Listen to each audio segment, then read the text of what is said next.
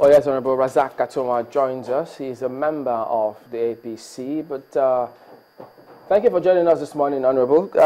We just saw there some members of your party, your colleagues in the House of Representatives saying, well, they're going to go to court if they haven't already, that the Speaker will have to announce, Honorable Gbajabiamila and some others, will just announce a list or the letter as written by the leadership of the party. Where does that leave this whole matter now? Well, thank you for having me, but my position and the right position to take is that the party can have an influence on what members of the party in Parliament do, but certainly the party cannot wholeheartedly dictate to members of the Parliament as to what Parliament does. Everyone is free to approach the court for determination one way or the other. But what's important is that we must begin to learn that the legislature is an independent arm of government, and the legislature cannot be subjugated to the whims and caprices of any other force. And then quite rightly, one has to also understand that the MP, an MP, a member of Parliament, has many duties. However, his first duty is to the nation. His first duty is to the country. The second duty is to Parliament. His third duty is to his constituents. And therefore, when you take those things in that order, then you realize that this shout of party supremacy, is a fictitious argument. The supremacy of governance lies with the government, lies with Parliament. Parliament, in my view, is supreme, and therefore Parliament has to be independent.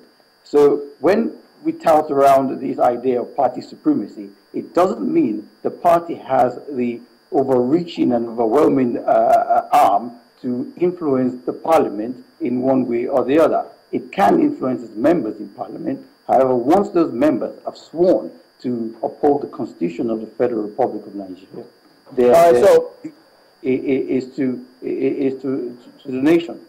What is your definition of overreaching here? Because if the party says, or from your submission, are you saying that the fact that the party writes to the Speaker saying, look, this is our position on who we think should become principal officers of the House, is that overreaching itself? Well, I don't want to get into a hickory-dickory position, ping-pong, ding-dong, he said, she said. What I want to get at is this. The party has a role to play because we all came on board into Parliament on the platform of the party. Certainly, the party has a great deal of influence on members. However, the party cannot unilaterally dictate to Parliament what it ought to do, nor can it enforce a directive through a letter to the Speaker. The Speaker is not the Speaker of APC or one party or the other.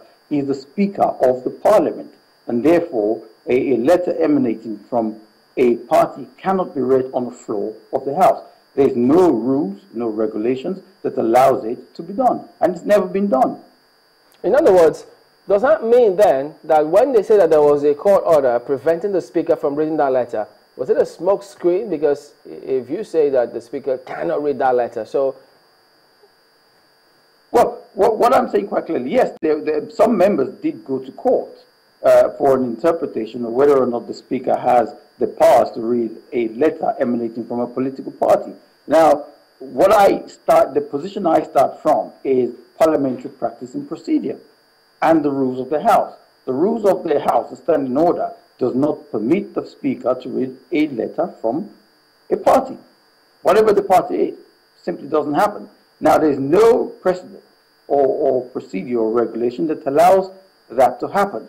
It can read a letter from the President, but he can't read a letter from a political party. Because if that's allowed to happen, what will happen is that every political party will keep writing letters to the Speaker every day of the week, and we will bog down reading letters from various political parties.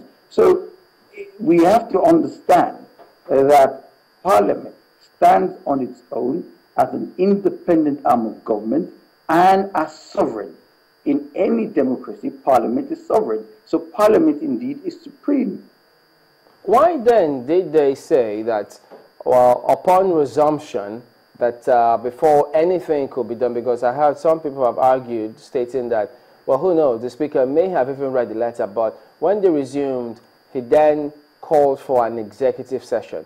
Now, some others just thought that you couldn't have just gone straight to an executive session without going through some processes. Is that correct, according to the rules of the House? Oh, yeah, we went through the normal process. The motion was moved that Parliament do resolve into an executive session, and it was duly seconded and passed. That is when the whole fracas happened. And I must completely agree with Honorable Leo Ogo. It was the most embarrassing episode in the life of this Parliament, so early in the life of this Parliament. Again, on my part, I would apologize to the people of Nigeria for that ghastly scene. I stood aghast looking at the indecorous behavior of members of my party in Parliament. It shouldn't happen, and I certainly hope it's something that will never happen or be repeated in the life of this or any other Parliament. Honorable Atunwa, the entire situation or scenario as it has played out so far, according to Honorable Liogo, has left the House of Representatives at a standstill, and there are a lot of matters hanging in the balance. Are you and your colleagues, are you not looking at it from this angle so that you could sheath the swords and get things rolling? Well, I'm happy to say that as we stand now, the matter is largely resolved, and I must commend the work of the national chairman, His Excellency Chief John Oyegun. I must commend the Governor of Sokoto, His Excellency Aminu Tambuwal, His Excellency Rochester Okorocha, Governor of Imo State, for their hard work in striking a right balance in this matter. So, if I may comment, when you say largely resolved, can you break it down, please? Well, by the time we resume on the 28th of July, matters will unfold, and you'll see the resolution of all matters on the floor of the House, which is why I say I commend those key players in this whole episode. But you know, it would be a good thing if you could shed some light into the resolutions that were reached, because I mean the entire nation has been waiting to hear what exactly, how would this be sorted out? Do we have to wait till the 28th to know exactly what resolutions, or so an idea of how this whole thing was resolved? Well, I can certainly tell you some of the things, but most of them are not secret. You'll recall that Speaker Dogara wrote to the APC setting out a position which should be accepted. The first thing is that members of Parliament should be allowed to choose, in accordance with the rules, those who they believe should lead them in Parliament. That's the guiding principle. The second principle adopted in the letter of the Speaker Dogara was that we should also abide by the principle of federal character as enshrined in the Constitution. Now, the argument that is being waved about, that the principle of federal character is not justiciable, the principle of federal character only applies to the executive, that is to say the ministries, departments, and agencies, I think is a disingenuous argument. It's an argument that at best I can describe it as namby-pamby. If we as parliamentarians are charged with the responsibility of serving as check and balances and enforcing and ensuring the compliance with laws and the Constitution of Nigeria, and we as members of Parliament have an oversight function on the ministries, departments, and agencies to ensure that they reflect the principles of federal character, then it does not beholden us to ignore that same principle which we seek to enforce against others, particularly where we have, even in the House of Representatives, a committee that oversights the Federal Character Commission. So we adopt that principle, and Speaker Dogara has adopted that principle. to give more flesh to the bone, what Speaker Dogara said in his letter, which is what we're working on at the moment as a parliament and in a multifaceted way, is that since the Speaker, there are 6 principal officers, ranging from the Speaker, the Deputy Speaker, the Majority Leader, the Chief Whip, and the Deputy Chief Whip and Deputy Majority Leader.